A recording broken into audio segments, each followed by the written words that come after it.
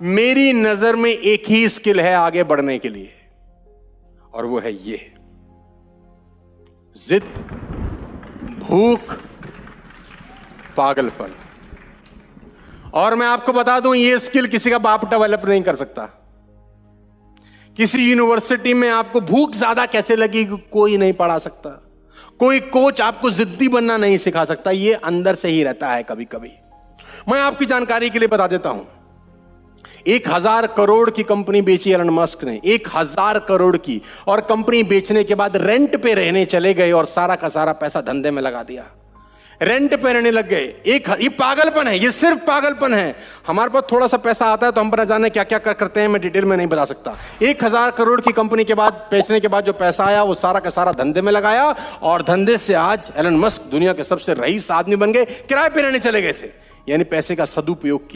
अगर धनी बनना है, अमीर और कामयाब बनना है, love is not heart of life, it is only part. इसमें जितनी एनर्जी लगती है, इतनी एनर्जी से इंसान भगवान बन सकता है।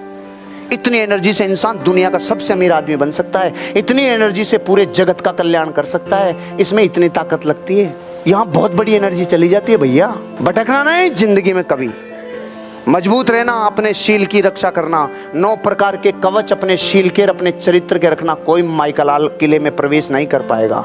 जो शील की रक्षा कर गया वो कभी इन चक्रों में नहीं पड़ेगा और बेताज बादशाह की तरह एक दिन अमीर और कामयाब बनेगा। क्या जबरदस्त तरीके के झटकों में आदमी अमीर बनने वाले हो, इसलिए पहले बता रहा हूँ। परीक्षा हॉल में एग्जाम चल रहा था तो सब बच्चे परीक्षा देने के लिए तैयार थे। पप्पू बेचारा तैयार नहीं था, क्योंकि पप्पू टीपने के लिए सामान लाया था और टीपने की व्यवस्था नहीं थी, क्योंकि मैडम बिल्कुल चारों तरफ घूम घूम के पूरा चेक कर करके बता रही थी। पप्पू को टेंशन हो गई कि वो फरियाँ लेके आया था। अब फरियाँ काम नहीं आ रही थी तो तो 10 मिनट देखा, 20 मिनट देखा, आधा घंटे बाद पप्पू का दिमाग खराब हो गया। पप्पू ने एक पर्ची ली, पर्ची पे लिखा और मैडम को दे के आ गया। उसके बाद मैडम जाके कुर्सी पे बैठ गई। पूरी क्लास ने अच्छी तरह जम के टीपा, खूब जम के लिखा, सारी फर्रियां काम में आई, सारा काम हुआ। अब मैं आपसे पूछता हूँ, सारे बच्चे पप्पू से क्या प्रश्न पूछेंगे? अरे तूने लिखा क्या था रे, जो चुपचाप बैठ गई, शांत बैठ गई? मैंने कुछ नहीं लिखा, मैंने तो सिर्फ इतना सा लिखा, मैडम आपके पीछे से सलवार फट गई, आप शांति से बैठ जाओ, देख लो।